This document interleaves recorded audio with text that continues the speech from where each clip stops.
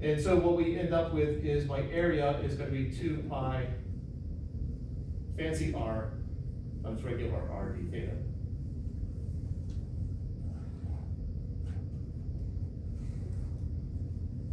And so I need to figure out what is this in terms of, I need to sort of get these in terms of the same thing.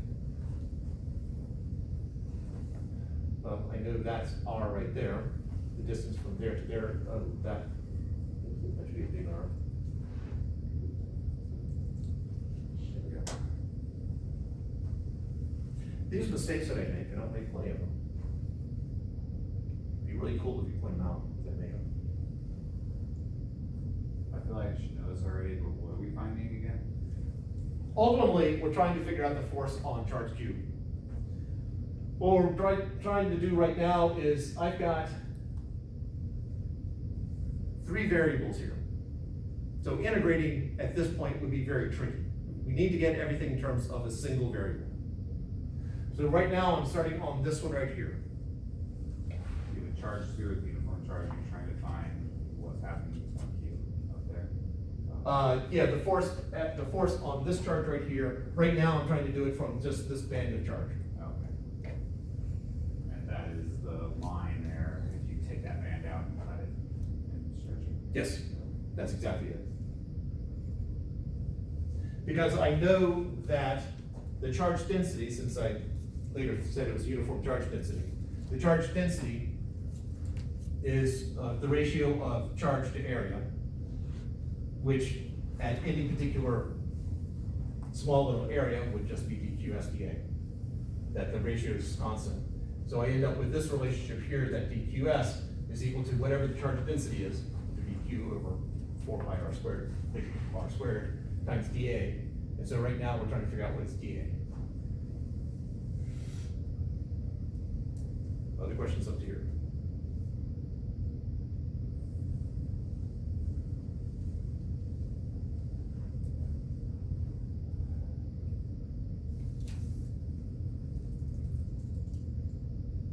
Excuse me. So now I need a relationship here between this R and that R. Because all I've done is in essence, I'm taking one unknown and I'm substituting for a different unknown, which doesn't really help a whole lot. I need to get it down in terms of a single unknown. So I need to, what is the relationship between big R and fancy R? Is it trig? There's trig there, right? It is. What trig is that? Goes up. You have to be louder. Sine. It is indeed sine. This is my triangle right there. That's big R, that's little r, I know that's theta. Oh, that's theta. Okay. So sine of theta would be fancy R over big R. So this I can now write as 2 pi big R squared sine theta d theta.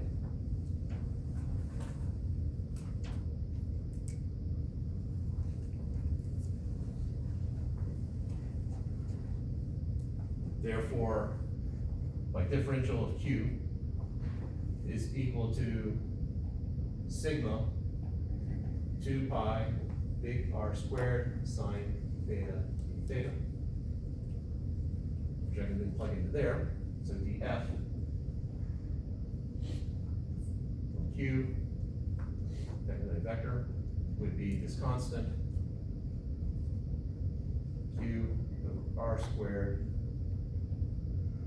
sigma 2 pi big R squared sine theta d theta cosine alpha jn. So much simpler, right? Pointing cakewalk. And there's the obvious, and the final answer is 2. What's that for? All right, let's pull the constants out. Let's clean it up a little bit. All right, so my constants, I have Kc, so be consistent on that one. This Q right here, which is the charge out there, that's constant. Sigma is constant, 2 pi is constant, radius of the sphere is constant, j hat is constant. And so now I'm left with sine theta, d theta. Let's put it in more traditional form. Sine theta, cosine alpha, d theta over r squared. We still have 3 variables there.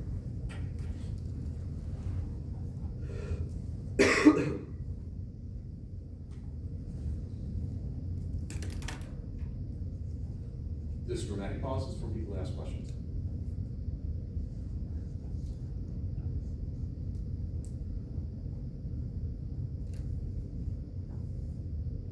So, we complicated this to be left still with 3 unknowns. Yes. We went from those 3 unknowns to those 3 unknowns. Instead of the q, we've got theta. Oh, theta we can deal with a little easier. Not yet. All right, let's take it to the next step. Let's actually get rid of something. I need to get rid of, I need space. I'll squeeze it in over here right now. So now let's take a look at the big triangle there. This is L. That's fancy R, but we don't have fancy R anymore. That's, we've taken care of that one. That's big R, that's little r, that's theta, and that is alpha. Law of cosines. Who can recall law of cosines?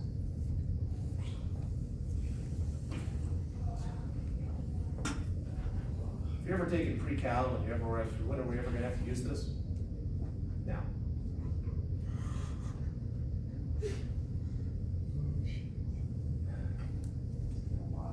Yeah, okay. So, if you recall, hopefully you will recall, law of cosines is just the Pythagorean theorem if it's not a right triangle. The essence of, if we're dealing with a right triangle, then law of cosines breaks down to just Pythagorean theorem. What I want to do, if this were a right angle here, then we would have, let's see, which one? Yeah, that's the right triangle there, that's the hypotenuse. We'd have r squared is equal to L squared plus big R squared. But obviously, not a right angle, so there's another piece we add to it, minus 2 LR cosine theta. Law of cosines, whatever side I have over here, r squared, I take that, I square it, it's gonna be the sum of the others 2 squared, and then this other piece, LR, match those, and this is the angle opposite r. Theta is the opposite of r. So now I have another relationship here between theta and r. Except I got sine theta here, and I got a cosine theta over there. So if I have a cosine theta, how can I get a sine theta?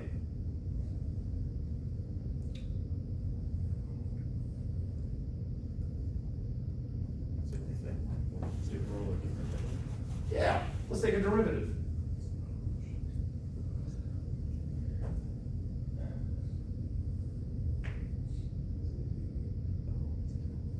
So to take the derivative with respect to, I believe we wanted with respect to the little r. Yeah. All right, take the derivative with respect to r. So 2 little r dr is equal to, well, that's 0, and I'm left with negative 2 LR.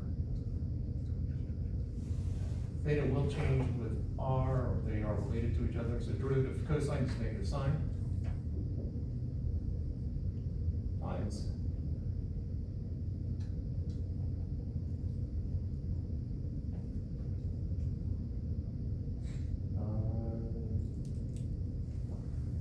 depends on how you want to do that. You can either do it that way, you put the r over on the right hand side, then multiply by dr, so you end up with 2r dr, which is where I was going the first time.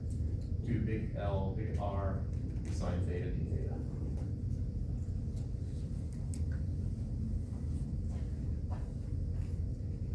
wait a second, I got a sine theta d theta over there, and I have a sine theta d theta over here. What are the odds of that happening?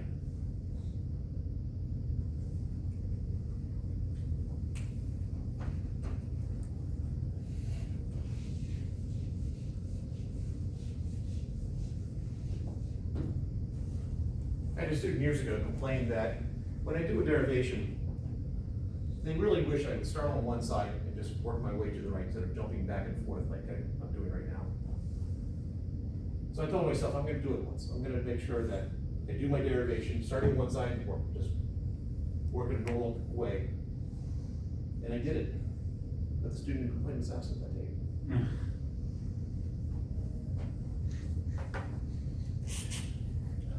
So if I solve for sine theta d theta, I get 2r dr.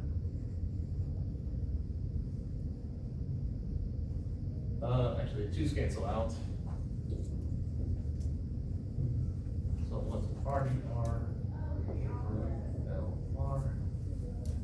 Quick check to make sure I haven't gone too far astray. Good there. And so now, df cubed is equal to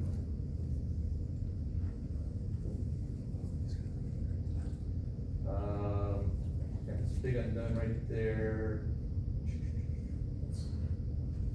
J hat out of that. I'm gonna call this M. Just because I don't feel like writing all those letters again. So M, J hat, R, dr over big L, big R, cosine alpha over little r squared.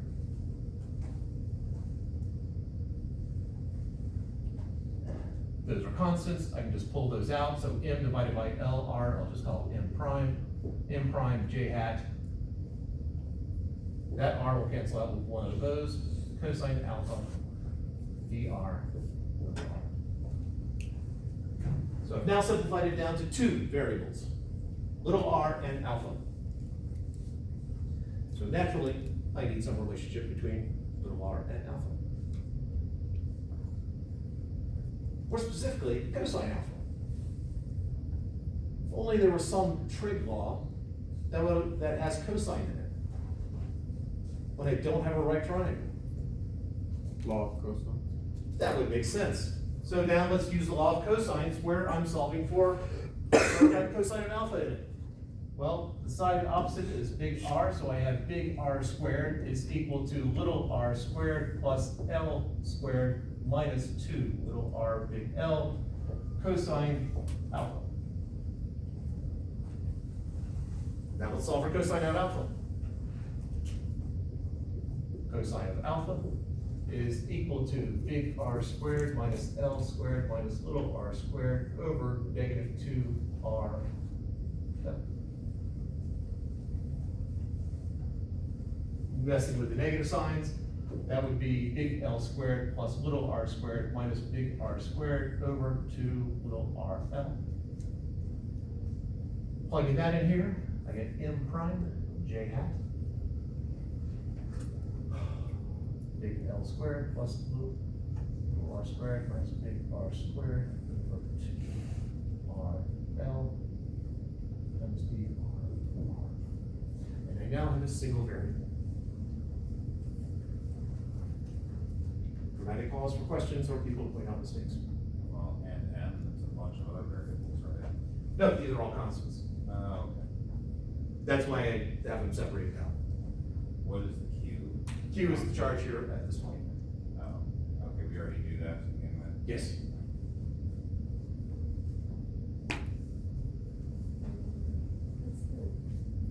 The prime? Oh, that's. Yeah, it's M prime is equal to M divided by big L. All I'm doing is, I needed a different constant name because I absorbed those into this.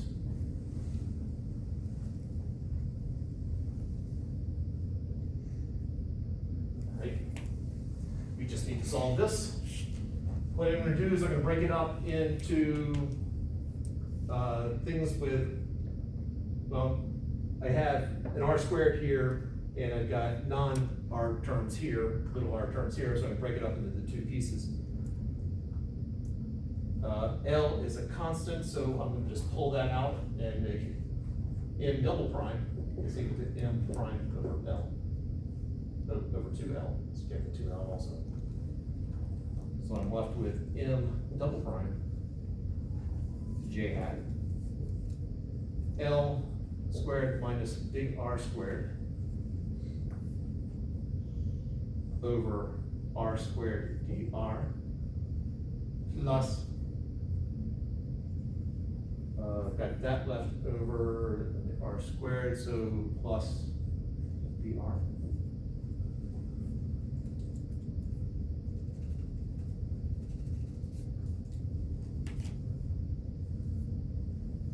I'm now ready to do an integral.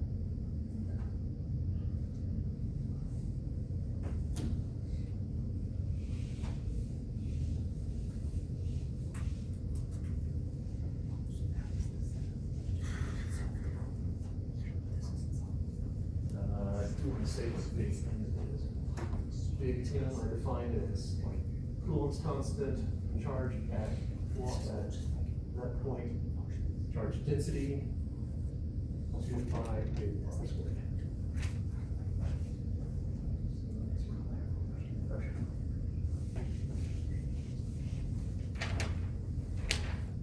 So integrate df is going to be M double prime J hat, those are my constants, times the integral of big L squared minus big R squared over R squared dr plus the integral of dr.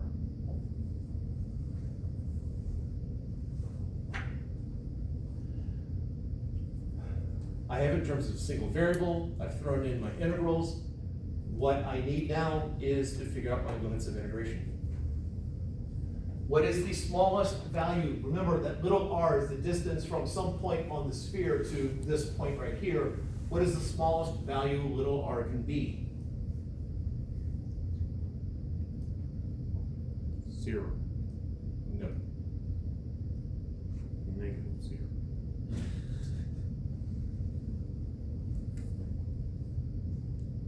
L. Pardon? L. Or not L, but. I don't know how to say it, but it's like not complete L, but part of L. Okay, I will agree with that. What is that called? On my sphere here, where on the sphere is it closest to my charge cube? Top. Yeah, so what is that distance? L. 1/2 L. Something. Minus the radius of the sphere, which is big R. So the smallest it can be is L minus R. What is the largest value that little r can be? R. L. RL. If I'm down here, what is that distance? Oh, plus. Yeah. Not 2L. 2R. L plus big R.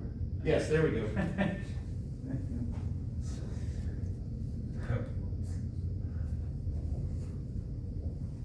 So now we just have to do the integration. It is relatively simple here. Well, this one, I'm hoping all of you can do in your sleep.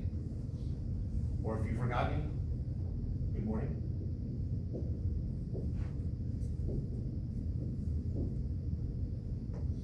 From L minus R to L plus R. And then over here, L minus R to L plus R. That's just a constant, so L squared minus big R squared times, what is the integral of 1 over R squared dr? Or those of you who think like I do, R to the -2 dr. I personally prefer to use the negative exponents when doing integrals. But I don't know how you think. Wait, which part was the one that we didn't see? Just the R. Sorry. Plus R. Okay. Right, the integral of this is this. Just R. I'm doing the integral of this. Negative R. -1. All right, so I got -1 over R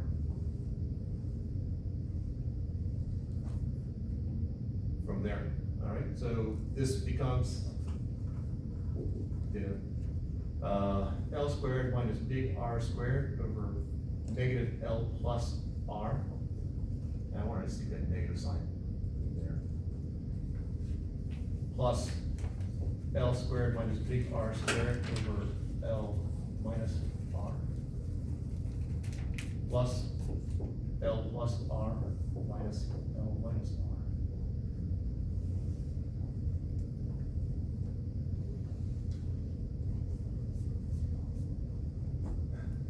This becomes negative, well, that L squared minus R squared factors into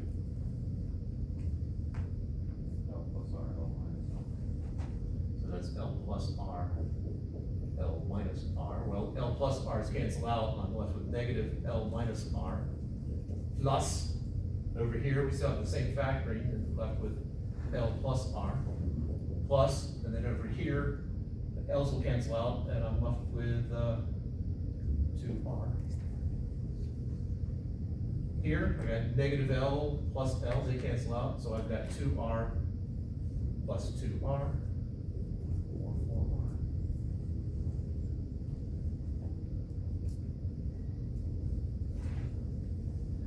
So we've done the hard part. Now we have to sort of work backwards to get our final answer. And hope that there's not a Carol's error somewhere in it. So the force acting on charge Q, that's this point right here, is going to be equal to M double prime J hat times 4R.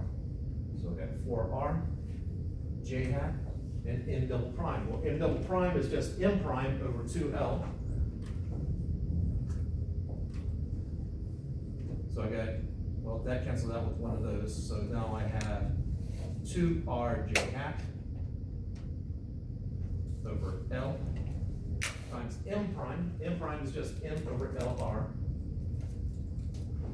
Well, big R cancels out. I'm left with 2J hat over L squared. M.